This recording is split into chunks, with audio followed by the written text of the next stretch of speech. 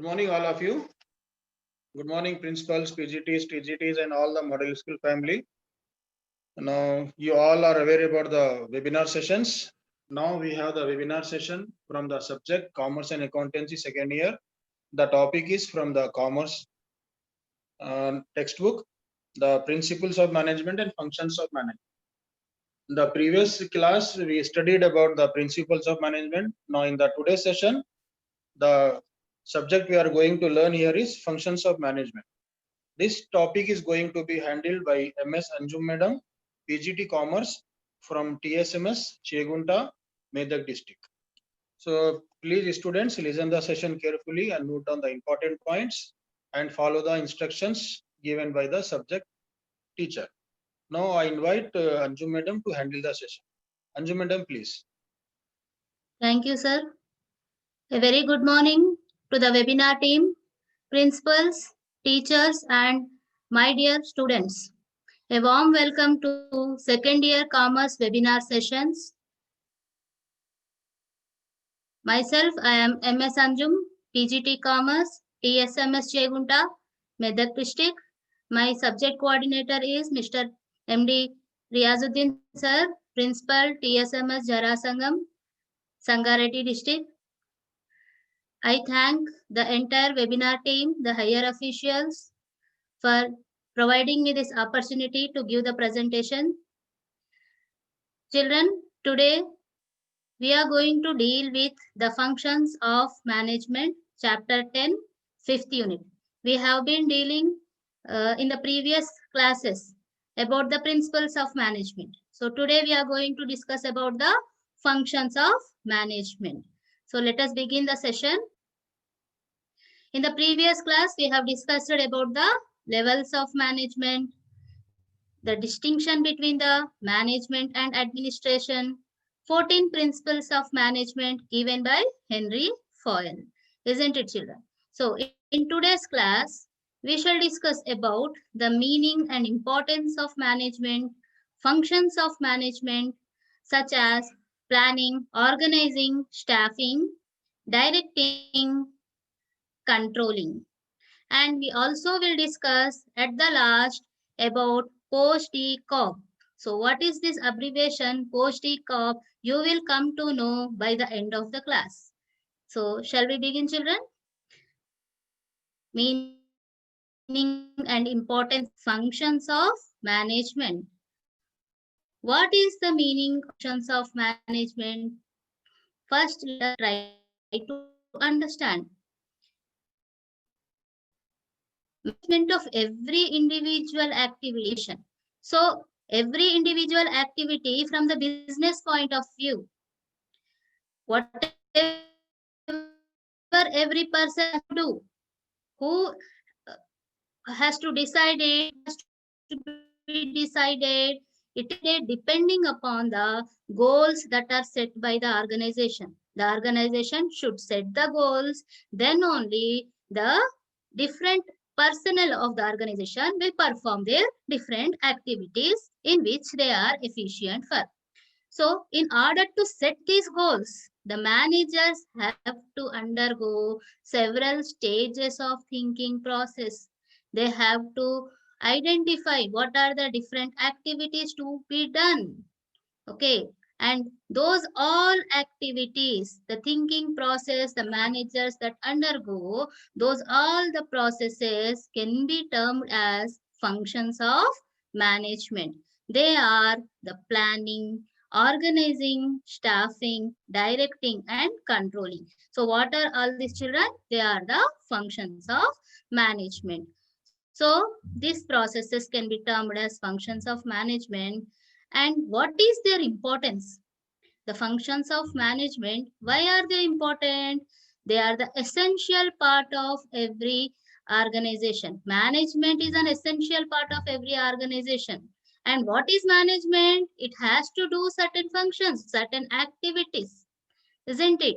Which makes management an essential part of the organization. Without management, there is no organization. It is the key reason for modernization and industrialization. Today, what we are experiencing, the modernization. And industrialization, so many industries are getting established.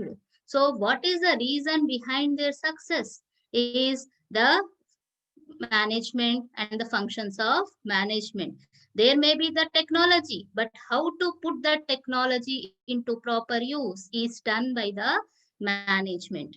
It is an important element in every organization for smooth operation. Means the work will be carried on without any hassles, without any disturbances, because of the functions of management. And there will be development as well as growth in the organization and coordination among the different activities, the different departments, is also because of the effective functioning of the management. And it also leads to the optimum utilization of the resources, the material resources as well as the human resources. Actually, these are all the skills. How to put those scarce resources into the correct use. This is also possible because of the functions of the management. Children, it also helps in achieving goals. Means it is a directive, it's a way or a path. The functions of management will lead to the organization towards achieving the objectives of the organization. It arranges the factors of production. What are the factors of production? The land, labor, capital, organization. These are all called as the factors of production. So these all factors of production could be put in the proper place, could be integrated, could be coordinated. So because of the effective functions of management, it assembles and organizes the resources. So there can be so many resources and different other places. Okay, so it brings all those resources at one place, that is called as assembling and organizing these resources so that the goals of the organization could be achieved. Make those resources put to work and derive the expected results. So integrates the resources in effective manner to achieve the goals. So the functions of management will be helpful in integrating the resources, getting those resources coordinated, making them work together so that whatever the goals are there to be achieved can be achieved in an effective manner. Then they are also helpful in directing the group efforts towards the achievement of predetermined goals. So on the whole, we can understand that functions of management are very, very important. Not only that, from the examination point of view also, these functions of management plays an important role. You will get number of questions that we will discuss at the end of the chapter. So let us study about the functions of management. The first function is planning. Planning, after planning is the organization. Planning leads to effective organization. And after the organization, it leads to the staffing. Okay, staffing and then directing and controlling. These five are called as the functions of management. What are they, children? Planning, organizing, staffing, directing, and controlling. So each and every function is very, very important. So let us study the first one. What is it? It is planning. What is planning? Suppose if you are willing to go for an excursion or a tour, so you will just start off. No, what will you do? You will think. You will start thinking when to go, how to go, which vehicle to use, isn't it? On which date to go? What is the timing to go? What are the things that you should carry along with you to enjoy over there? Isn't it, children? Similarly, for a small program which you have planned, you need these all the things to make the plan successful. Similarly, a big organization or an organization which wants to achieve its goals by producing the commodities and selling it to the society, and it also needs a lot of planning. Are you able to understand? So for a small thing we plan so many things, but similarly an organization, a firm or a factory, when it thinks of planning to produce the commodities or to resell the commodities, how much planning it is required, isn't it? So planning, what is planning? Planning involves setting objectives and developing courses of action to achieve those objectives. What is planning? It is setting of the objectives. So objectives are to be set for that particular organization, what they want to achieve, and finding out the different ways how to achieve those objectives can be called as planning. So let us understand what are the steps in planning. Steps in the sense, what are the ways, what have to be done one after another so that planning can be successful. So first thing is determination of the objectives. For the whole organization, the objectives are to be set. Whole organization, entire firm or entire factory, they have to set the objectives. What is the objective? The goal of the organization. The goal is this much of the profitability should be done, and this is the target to be reached. That can be the goal or objective of an organization. And for every department, there should be the goals set or the objectives set. So determining what is the objective of for the whole firm and determining the objectives of different departments. What are different departments? Yesterday we have discussed, isn't it? What are they? Such as the production department, the finance department, and what else, children? The human resource department or the personal department, research and development department. So these are all the various departments. So for every department, what can be the objectives? That determination is the first step in planning. Then the second is laying down the policies to be followed. What are the policies? Policies in the sense, the safety measurement policies, the internet policy, the mobile usage policy. Okay, these are all the different policies, and the punctuality attendance policy of the employees. These all things come under the policies. So laying down of the different policies is also an important step in planning. And then preparing of budget for the whole organization and for each department, like manufacturing, sales, cash, material requirements, etc. So they have to plan the budget, how much budget is required for the entire organization when it is together, all the departments together, whole, how much of the budget is required. Budget is what? The amount of capital that is required for the running of an organization, that is called as budget.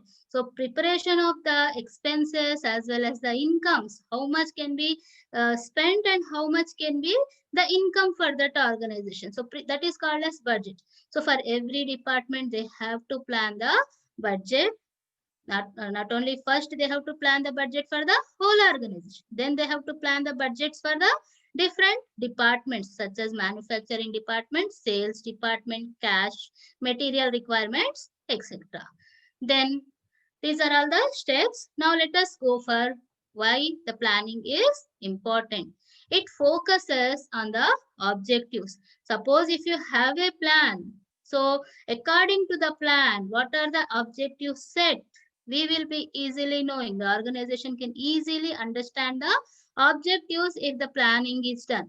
If there is no planning, can the objectives can be recognized? It is not possible. Objectives play the, we can concentrate on the objectives if the planning is done. If the planning is not done, there can be a lot of disturbances or confusion in the organization. They may not concentrate on the objectives if the planning is not done. If planning is done, what are the priorities? What are the less important things? The management can understand, and accordingly they can run the organization. Efficient operation of the organization is possible because of the planning. Efficient operation in the sense the organization can run efficiently because of the planning activities. If they plan, they can run the organization. If there is no plan, the organization may not work efficiently. Okay. And it also reduces the uncertainty. Uncertainty in the sense, suppose if you have a plan in your hand, then you can work according to that plan. So for an organization also, there is a if there is a plan in their hands, they can run that organization with that according to that plan which is there, which have been laid down. So what is to be done? They would know what is to be done for with the particular department, what they have to do. It will become very clear for them to understand what are the activities to be performed. If it is not decided, then it becomes difficult for them to understand and to perform their activities, day-to-day activities, and finally it also becomes difficult to reach to the goals. So planning helps in reduction of the uncertainty. So suppose, for example, I can give an example. Suppose if you are in a train and if you have not taken the ticket, where the train would go, you don't know. It is uncertain, isn't it, children? So like that, if you know, if you have a plan, if you take the ticket and you uh, enter the train, you will have the destination where to go. Similarly, here also for the organization, if it is having the clear cut plan in their hands, the uncertainty is removed and they can work according to the plan and get the expected results also. It facilitates control. Control is evaluation of the work, what is done. So it is called as control. So whether they are able to reach to the targets or not, it can be like what are the standards or what are the expectations from that particular firm by the end of the year. Okay, so that is done at the beginning. So whether they are able to reach to those expectations or standards also can be known with the help of plan. If you have planned, if you have expected certain results, are you able to reach to that? And what are the drawbacks? You can identify and you can correct it if you are having proper check or proper control. And that control also will come because of the planning. Children, now let us go for each of them in detail. Planning determines the effective, uh, sorry, planning determines the objectives of the organization and also the various departments for devising the ways of achieving the objectives. Good plan is required. A good plan is required for to focus over the objectives. And planning compels the manager to consider the future, make them recognize the need for revising and extending the plan in the light of dynamic business environment. So how is the business environment today? It is changing day by day. It is not same. Dynamic in the sense changing. So many changes are coming in the today's business environment. So to face them and to handle such kind of changing business environment and to focus on the objective, planning is required. Efficient operation, that is the work will be systematic and it will be purposeful in the sense that they can work systematically and they also can lead towards what is the purpose. They can work purposefully also. Everything will be planned, such as what is to be done, who is to do it, and how it is to be done, when it is to be done. Everything on a paper it is done already. Just having a clear cut idea what are the different things that are to be done and the work can be performed efficiently. So decisions are made on the basis of the facts and considered the estimates. So decisions can be made on the facts whatever are available and the estimated uh, things, how much, what can be the standard that could be fixed. So those also can be done. Decisions could be made on the basis of the facts as well as the estimates also can be considered. Then resources are utilized in the best possible ways. The scarce resources, the limited resources could be utilized in the best possible ways because of planning. Then the next one is it reduces the uncertainty. It enables to meet the uncertain situations, the changing conditions in the future effectively as well as successfully. So with that, what will happen? It will lead to the growth of the enterprise. If the uncertain situations are also handled uh, with care, and the changing conditions also, whatever the future is uncertain, and in that in future if there are certain changing conditions, those also can be handled with more effectiveness as well as success, which leads to the growth and development of the enterprise. The next is the it facilitates the control. It exercises effective control over the subordinates. They can be who are working below a manager. Okay, so upon them, effective control could be, and the work can be extracted from the subordinates easily. Check the performance of the subordinates, whether they are able to accomplish the task, whatever is given to them or not. And actual performance can be compared with the expected or the estimated results.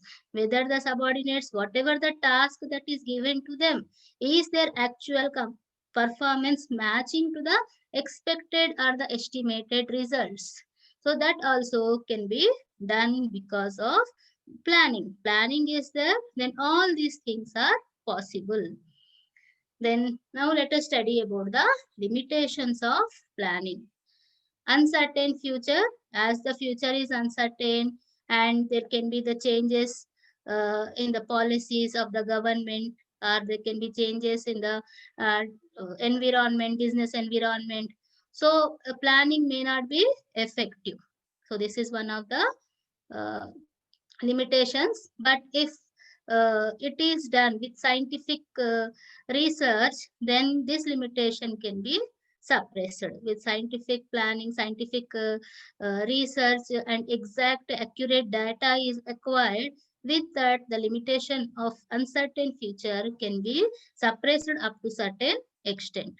It is very rigid. If planning is done, if every role what is to be played by every employee is given over there in return, then it leads to rigidity. They cannot work freely. The freedom of the employee is curbed, so which is called as rigidity. So it also leads to rigidity. But whatever the it depends upon the managers whoever are there at their above the subordinates. Okay, it depends upon their ability, their efficiency, to how much to give the freedom to their subordinates and extract their innovativeness from the from those employees. Then expensive. Planning is expensive. Why? Because it needs a lot of capital. It has to be done at an elaborate way. So it is very expensive concept for the smaller organizations. Depending upon the size of the organizations, it is not suitable for the small organizations. But for the large organizations expecting the huge returns from the planning, it is better for the large organizations to go for planning. So the next one is investment. So upon planning, there will be a lot of investment done already. And because of the sudden changes in the organization and whatever has been planned, and upon that, if the money has been or the capital has been invested, and if it doesn't take place, so there are the managers who feel it as a in a negative, or they can take it as a uh, suppression, not suppression exactly. They can take it like a drawback for themselves, that they have wasted certain money, the scarce resources or the capital has been lost over there. Then the next external factors. External factors are, there can be number of changes, such as the government policies, or there can be the changes such as the environmental changes, the business environment change, the pricing policy may change. So which has no control over the organization, because organization cannot control the external factors. Whatever happens within the organization can control. But what happens, suppose there can be the unions, so those unions can work over the work unitedly, and if it is having the national, the unions are at the national level, so it affects the entire organization, even the this organization where the planning is done. So totally it is getting affected, which cannot be controlled. So these are all the limitations of planning. Then let us go for the features of planning. Planning is an intellectual process. It involves huge thinking process by the managers. It is not just casually writing about the different plans and all about the organization. It leads a lot of thinking process, how the work has to be done, how the departments have to be allocated, and how the different activities are to be done to lead towards the objective, to lead towards the goals, reach to the goals of the organization. So it involves huge thinking process. It is goal oriented also. It has certain goal. Without goal there is without management there is, without goal there is no management, and without management there is no goal. So goal oriented planning is goal oriented. And apart from that, planning is the primary function of the management. Without planning there is no uh, the other functions, such as uh, it can be the organizing, or it can be staffing. Those all things cannot be performed without planning. Planning is the first function, and only after that the other functions would come. Then planning is directed towards efficiency. If all the planning is done and who everyone knows what has to be done in different departments, in different levels, which would lead to the efficiency of the organization. The work of the organization would it would lead to the efficiency. Everyone does their work systematically, which improves the efficiency of the organization. Then the next one is organizing. The second important function of management is organizing. What is organizing? Organizing implies a process which coordinates human efforts, assembles resources, and integrates both into a unified whole to be utilized for achieving specified objectives. So organizing implies what? It's a process where it has to coordinate the human efforts, men, with the resources such as material resources. So coordinating men with the resources and integrating both into a unified whole to make them achieve the specified objectives. It is called as organizing. What are the steps in organizing? Identification and division of the work, keeping the right person in the right place, identification of how much work is there, and how to allot the work is organizing.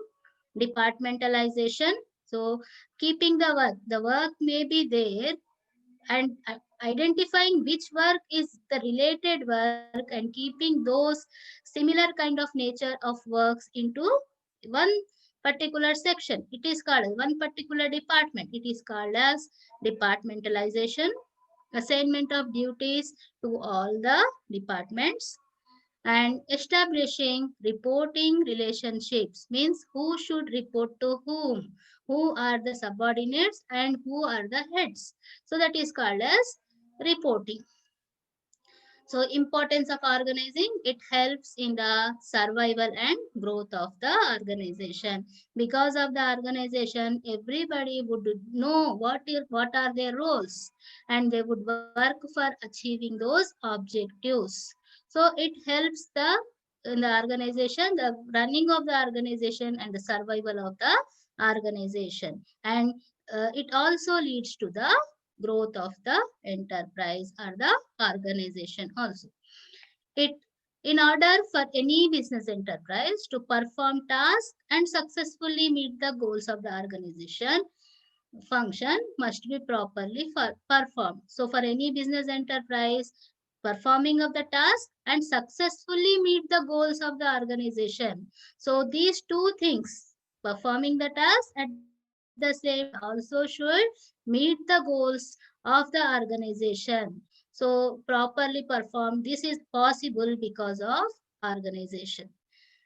So what are the uh, other importance, that is benefits of organization, benefits of the specialization? So it leads to the benefits of specialization, such as the work division is there and everyone doing their work whatever that is assigned in which they are fit for. So it will lead to the division of work and it will lead to the departmentalization. It helps in taking out, evolving the efficiency of the different persons working in the organization. Then clarity in the work relationship, they will know who are their heads and to whom the employees would know who are their under whom they are working, who are their head and to whom they should report. So organization helps in getting clarity in work relationships also.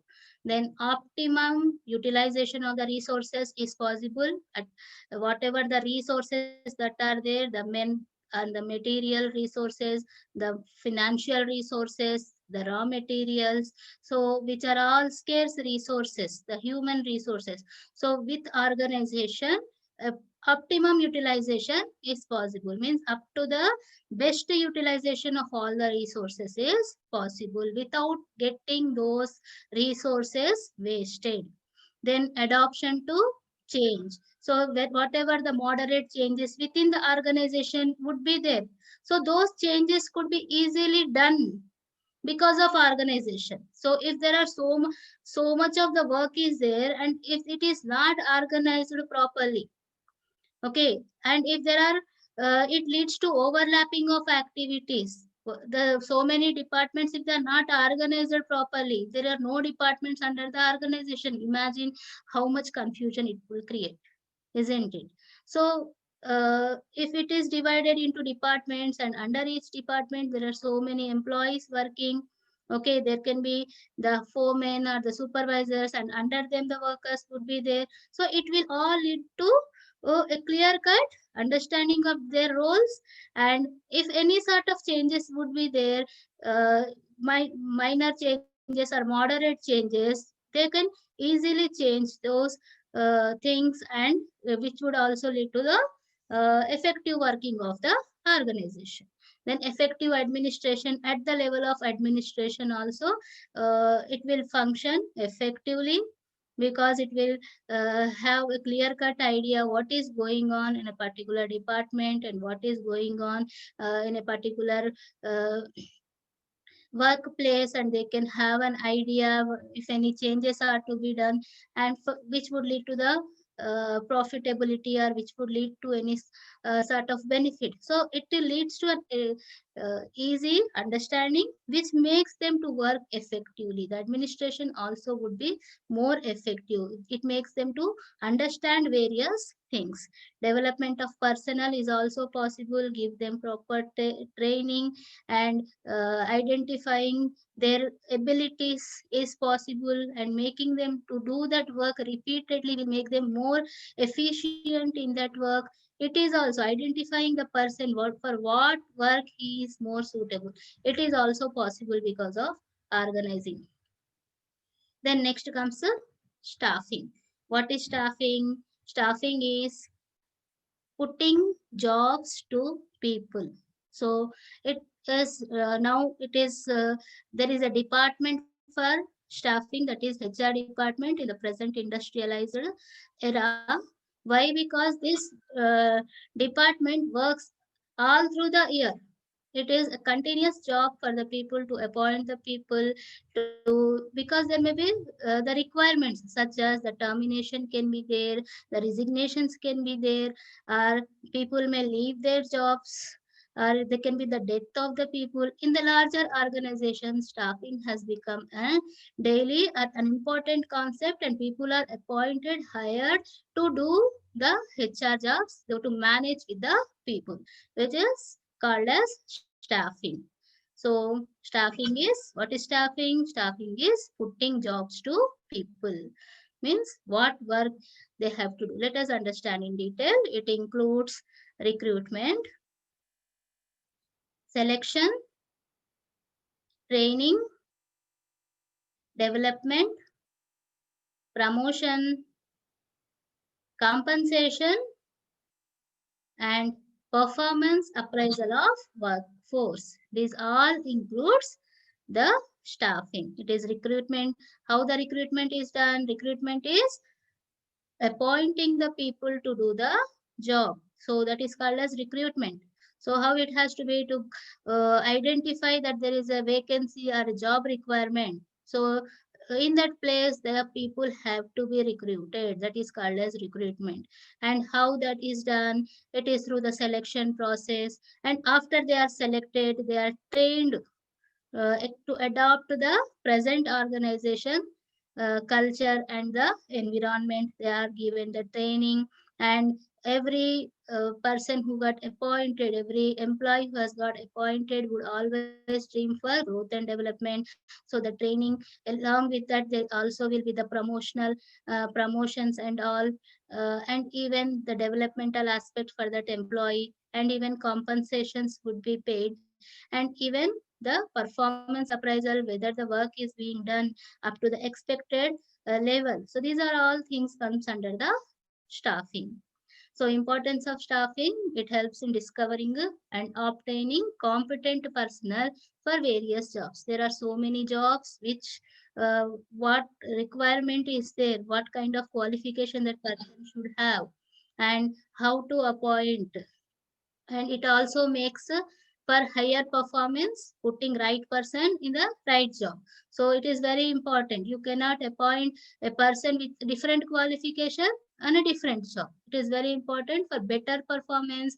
The person with sufficient knowledge to do that job and sufficient qualification to perform that job, such persons should be uh, selected. And today in the competitive world, a better talented person, to get a talented person or more efficient person is a difficult task, and the organizations have to search the talent is scarce, and endures the continuous survival and growth for the enterprise through the succession planning for managers. So it also helps, staffing helps in the survival existence of the organization, and it also leads to the growth of the, if correct people are appointed, right persons are appointed, it will lead to the success of the organization. So it also helps in optimum utilization of the resources. So those who are appointed, they will understand the needs of the organization. They will understand that they will be in a position to understand the objectives of the organization. They will also use the resources also in a most optimum way, so that they can save the organization and also lead the organization towards success. It improves the job satisfaction and morale of the employees. It helps in the improving of the job satisfaction. If the right person is appointed, if he is paid properly, then he will attain the job satisfaction, and he will also lead towards the good conduct of the employees also. What is the process of staffing? That is estimating the manpower requirement, how many vacancies are there, and also then going for recruitment. So identifying the number of vacant positions is the first thing. And the second one is recruitment, means giving a uh, vacancy list or sticking that paper on the gate, or it can be a newspaper ad also. So in that way, people are made known. Sometimes it can be internally, the staffing can be done, means who are working within the organization, they can be promoted, and they can be changed their position from low level to higher level. So internal recruitments also can be there, or sometimes it can be external recruitments. Mostly the organization would go for new talent. They would search for the new talent, new persons to handle the organizations. So it will go for recruitment, and then next is selection. Selection is done, among the interview would be conducted, and the people would be called for the interviews, and if they qualified, the placement and the orientation is given to them, like the beginning, what is their position, that would be told to them, what is the designation that they hold, and they will be introduced to their superiors and to their subordinates. Training and development also would be given to adapt the environmental uh, structure of the organization. And these all things come under the process of staffing. Then let us go for the next one, the directing. Directing, meaning of directing, what is directing? The term directing includes issue of orders to subordinates, giving orders to the subordinates to work. What are the different activities that they have to do? That is called as directing. Guiding them to do the work properly, and educating them in the proper methods of doing the work, and supervising the work. These all things include the directing. These all things are called as directing. What is directing? Directing includes issue of orders to the subordinates for and also guiding them in how to do the work, and also educating them to do the work properly, proper methods, with the proper methods of doing the work, and supervising their work, and seeing that the work is done in a better way, in a proper way. This all it is called as directing. So it will develop a sense of loyalty and devotion to duty among the subordinates. So those who are the subordinates, they will develop a sense, because their superior is guiding them, he is educating them. So they develop a sort of loyalty and devotion towards their work, and they will develop the criteria that they should work devotedly towards the organization, and they should work for the success of the organization, achieving the objectives of the organization. It will also inspire the subordinates to work with enthusiasm, a lot of enthusiasm, energy, uh, to accomplish the task, and also cooperate with the other departments for attainment of organizational goals. So it will inspire the subordinates to work with enthusiasm, lot of motivation and all, and they also would be willing to cooperate uh, with proper direction with other departments also for attainment of organizational goals. Then the importance of directing, it guides the employees to fully realize their potential and capabilities by motivating and providing effective leadership. So why directing is important? Because it will help the employees to realize their potential. So someone is directing, someone is showing the way, and they say that you know this work and you can do it, you have to do it like this. Then that employee will develop a sort of confidence that this work can be done by him. It will help him to realize that he is having the potential to accomplish the task, and he can also realize the capability, because of there is an effective director, effective person to motivate and provide effective leadership to him. So it also leads to introduction of needed changes in the organization, whatever the changes are there. uh, for adopting those changes are, if any changes are to be done, these employees or the subordinates would, because of the training under the effective directors, they will learn, and they can be ready for different kinds of changes in the organization also. And they also bring the direction brings stability and balance in the organization, as it fosters the cooperation and commitment among the people. So it brings the stability and balance, because people, because of the effective direction and commitment, because of all these things, there can be the stability in the organization. There will not be ups and downs in the organization. The organization will be balanced because of the hard work and commitment and cooperation of all the people.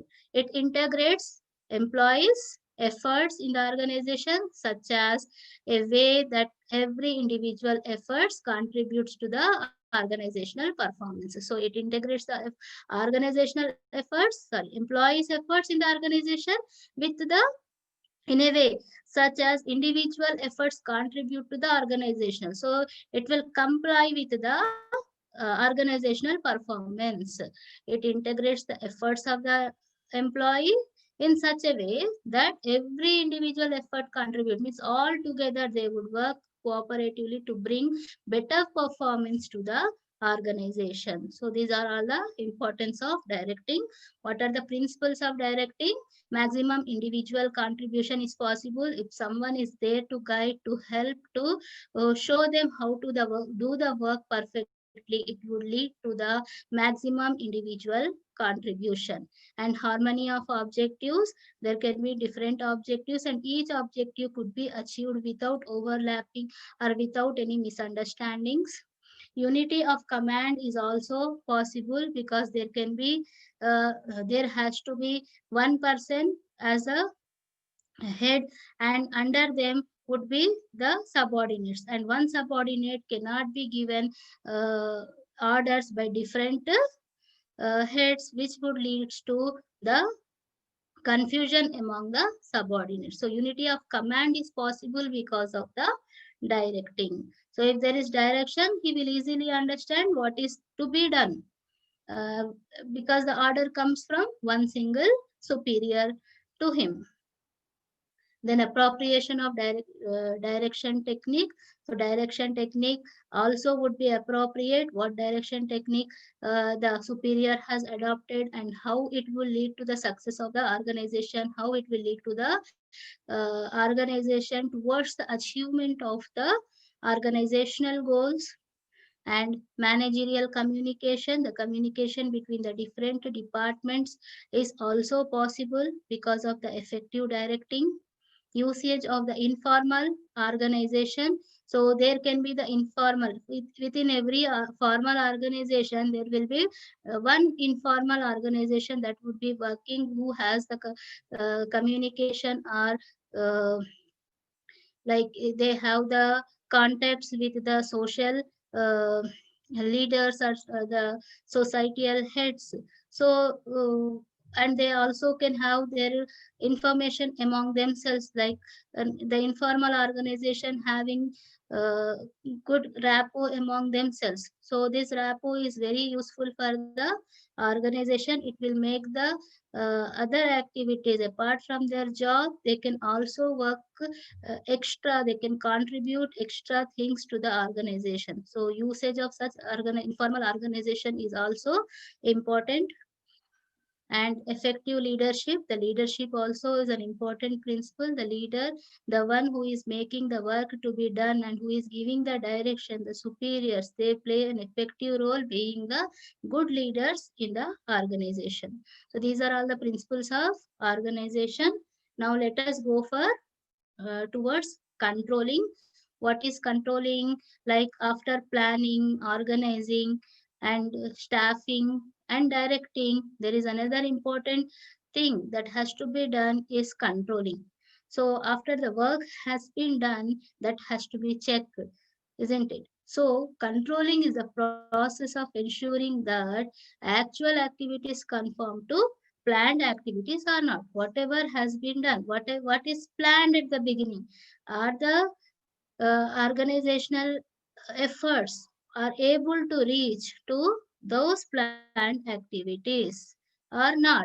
So that is called as ensuring that actual activities have reached to the planned activities, seeing that everything takes place in conformity with the established rules and expressed commands. So what is controlling? Controlling is the process of ensuring that actual activities conform with the planned activities, whether they are able to achieve those results, and if there are any drawbacks, what are those drawbacks and how to correct them. And the next thing is controlling also means seeing that everything is taking place with conformity according to the rules and the commands of the organization, which are framed according to that, everything is happening or not. It is called as controlling.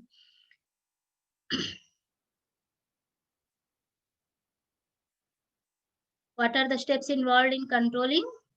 First one is measuring the actual performance against the standards laid and recording the deviation. If there is any deviation, they will record it and analyze. Are inquire the reason for why that deviation has occurred. Where is the drawback? Where is the mistake being done? So analyzing that or inquiring the reasons where the problem has taken place.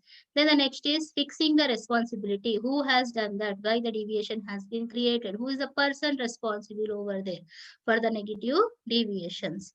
So correcting the employee performance so that the group goals and plans devised to accomplish them is reached. So correction of the employee, because you come to know that because of such a thing, such a the organization is not able to achieve the expected results. So with that you can identify that personnel at that particular department and ask them to improve their performance so that the group goals can be achieved.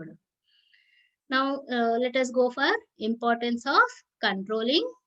First one is accomplishing the organizational goals. What is the main thing happens because of controlling? Because they are able to identify the uh, drawbacks and they are able to accomplish those organizational goals by correcting those wherever the drawbacks have been done. So finally, with the help of controlling, the organizational goals could be accomplished. Judging the accuracy of standard, whether the standards which are fixed are accurate or not. Suppose for example there are those standards are very high level or very low level, or which are easily they can achieve according to the capabilities of the employees over there. For example, there can be the example of like in the board exams, for example, there will be 35 marks are the passing marks. So whether the students, or suppose if that 35 marks can be kept as 80 marks, can the average student achieve those marks? 80 cannot be the standard. So it is a high standard that is fixed over there.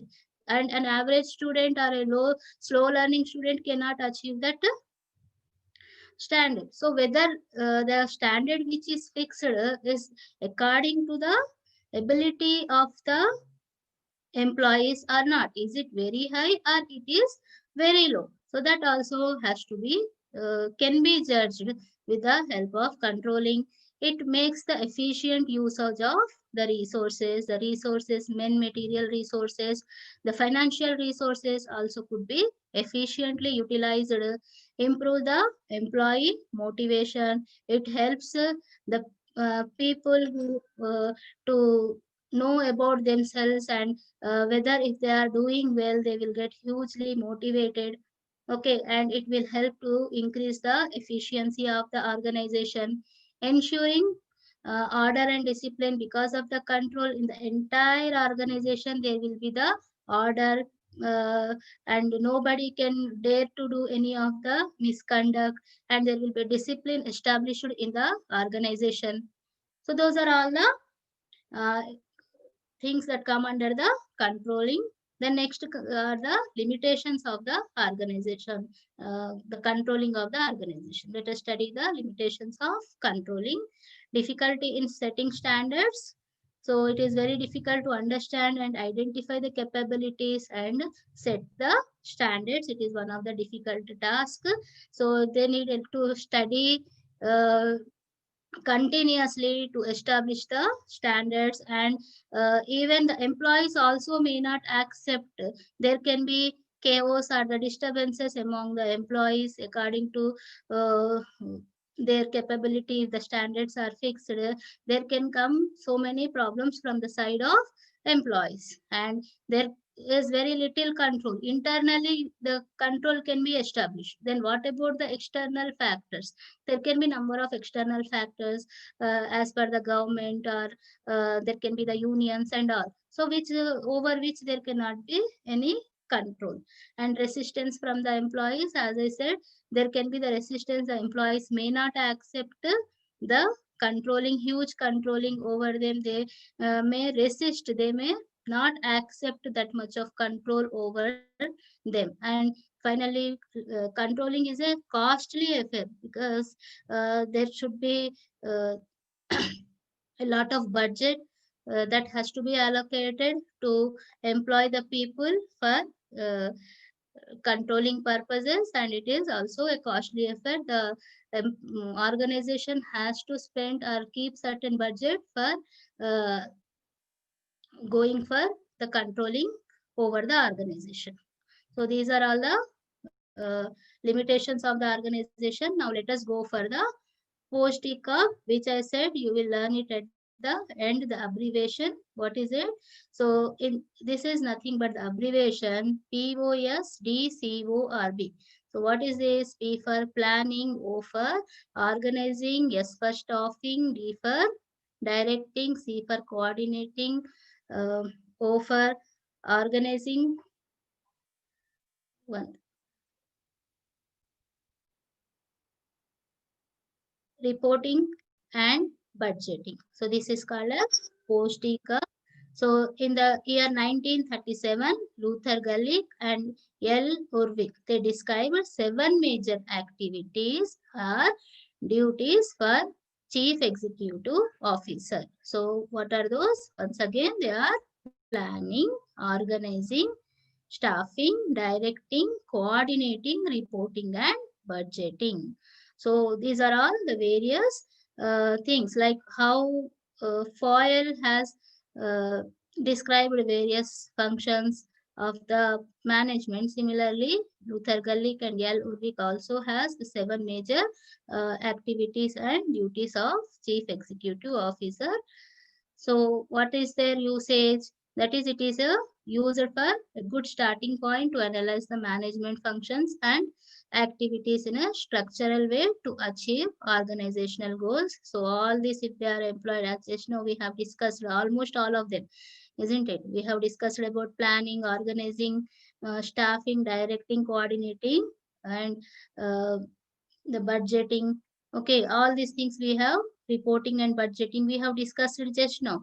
So what is reporting and budgeting? They are all part of the control. We have discussed control. Reporting and budgeting comes as a part of the control. So these all can be used as starting point to analyze the management functions and activities in a structural way to achieve the organizational goals. So because of this, if in a management these all things are accurately done, then it is easy to achieve the organizational goals, and it benefits the organization in structuring and analyzing the management activities. So there are limitations to this post ECOG, that is according to Mark Murray and also Dr. Lewis Mariam. So they too gave certain criticism to this post ECOG. It is always, according to Mark Murray, it is always inward looking. Inward looking in the sense it always looks inside. What happens to the outside? To about, it doesn't say much about the customers and the clients.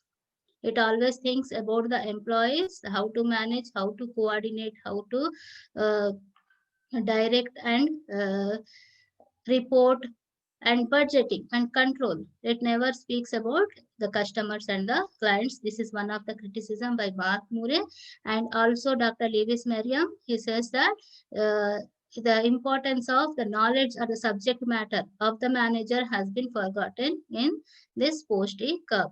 But uh, post-E curve is also very important as just as like the other functions. We have discussed about the functions of management. So with this, we have come to the end of the chapter. So let us test your knowledge, children. So first one is, the first question is define organizing and explain the steps in organizing. So the second one is explain the importance of organizing in an enterprise. Third one is what is post-ECOG and what are its uses and limitations. Fourth one is what are the main features to be considered by the management while planning. Fifth one is explain the principles of directing. So all these questions. So there are about the 10 marks question can come from this chapter. Write about the functions of management. It is very important for you to learn all the functions of management. And there can be like individually, like what is organizing, explain the steps of organizing, what is directing, or what is planning. So there can be 5 marks questions like that also. So whole chapter is important, and there can be also the post-it cup question. Okay, and there can be also the 2 marks questions from this chapter. So whole chapter is very, very important. Almost 17 marks can be expected, marks questions can be expected from this chapter. So go through the textbook carefully, read all the points, write notes, weave this lesson again and again so that you can understand, and uh, write the exams well. So all the best. With this, we have completed the functions and the principles and functions of management chapter. Children, I hope that you have understood the chapter, the lessons and all the concepts in a proper way, and go through the textbook also and learn all the answers. With this, we have come to the end of the chapter. I thank the Thank you, madam. entire team. Yes, ma'am. I thank the entire team, webinar team, for providing me this opportunity to give the presentation. I thank Shailaja ma'am and Riyazuddin sir for everything. Thank you, ma'am. Thank you so much. Over to ma'am. Thank you, madam. It was indeed a detailed presentation of principles of management in the previous 2 sessions and functions of management. I hope this session will give you a detailed understanding about the principles and functions of management. Children, please revisit this session, make your own notes, and as madam said, the weightage of this is more than 17 marks. So please make the best utilization of the sessions and prepare for your examinations. Thank you, madam. Thank you, everyone. Thank you, ma'am. Thank you so much.